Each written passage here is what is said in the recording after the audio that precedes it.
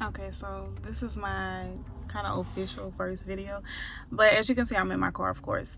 The reason I'm in my car is I work in HR and I find it hard to actually take a break, like an actual break, uninterrupted break, while I'm on my break because I'm constantly getting stopped.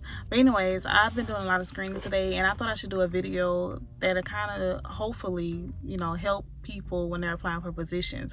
I went through so many applications and I find like one of the main issues that I'm having is a lot of people who are applying for these positions, they're not putting a number that's a reachable number.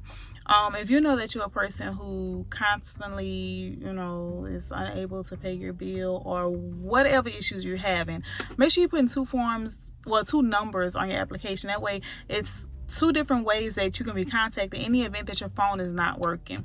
And especially if you're a person who like falls into like a requisition and you're a good fit for that position, like make sure that you have two phone numbers. And when it comes to selecting a person who will be relaying this message or answering the phone, make sure that they're going to be professional when they answer the phone. Make sure they're not going to be,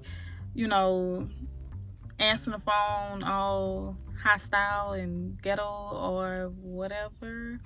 Just make sure that they're going to be professional when they answer the phone. I've had so many times where I've called people and it's not their number that they listed, but the number that I do call, I'm getting questioned like, who are you, what do you need with so and so, and I'm just like, never mind, don't worry about it.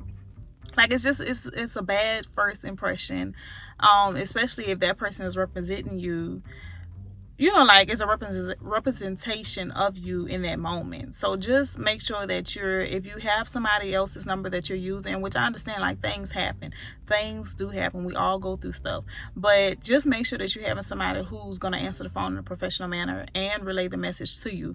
And also when it comes to answering the phones, just make sure that if you know that you're waiting for a call back about, set up an interview or something like that, just make sure that you're answering your phone in a professional manner.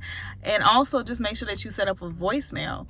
A lot of people who I call, they don't have voicemail set up, or their voicemail box is too full or something like that. Just make sure that you have a way for that manager or hiring person to contact you and to leave a voicemail in the event that you are not picking up.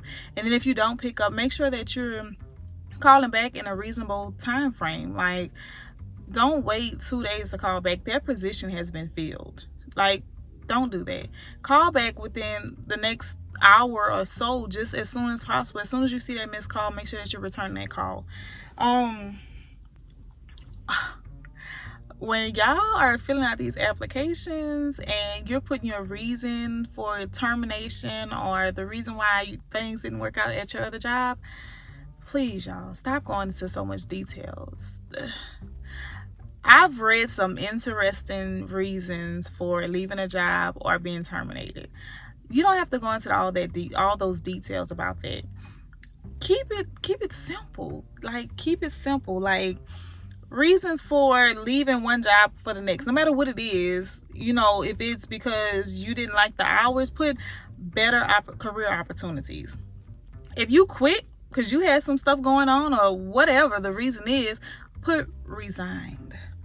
If you moved and you got tired of whatever, just put relocated. You don't have to go into details about your baby daddy and y'all, stop it. Like, just so resigned, lack of work / hours if you're not getting enough hours or whatever, relocated, better career opportunities. Keep it simple, y'all. Please keep it simple, because some of that stuff is unnecessary on those applications.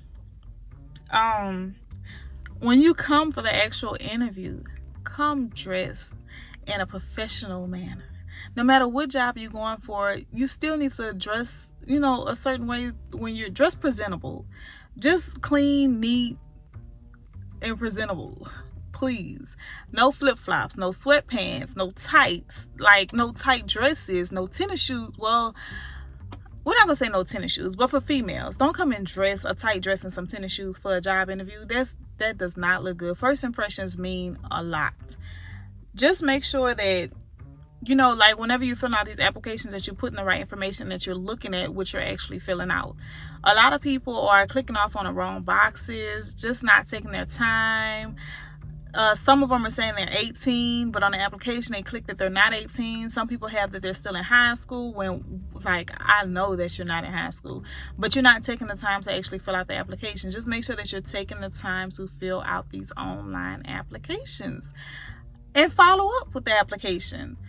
Like, make sure you're following up. I'm not saying call 24/7, but you know, like, just call and just make sure that you're making your name known, but just don't become that person that's being aggravating. And yeah, just y'all, I think when we're in high school, like, they should have taught a course that, you know, applying for positions, or just something to help people when applying, or creating a resume, or filling out an application. Like, I see so many mistakes that people are making, and it's simple mistakes, but they speak volumes. So just make sure that if you don't know how to fill out an application, or create a resume, or, you know, conduct the job. I mean, well, basically conduct the job interview. Not conduct, but answer questions correctly in a job or a job interview. Partner with somebody who does. I think that I will start doing videos like that that kind of covers these topics, because I think a lot of people need help with these, especially coming from like a HR standpoint. Some do's and some don'ts when filling out applications, doing a job interview, how to dress, you know, answering the phones. Like, I think that's what I'm gonna start doing, because I think a lot of people need help with those. So I had a pleasure. Well, I enjoyed talking to you all. I'm nervous a little bit. You know, this is my first like long video. We going on 7 minutes, but I think I will start doing that. So comment, like, subscribe, tell me what you think. Be nice, don't be too harsh. I know I'm in my car, my lighting may not be all that. Just don't be so harsh. But thank you all for watching.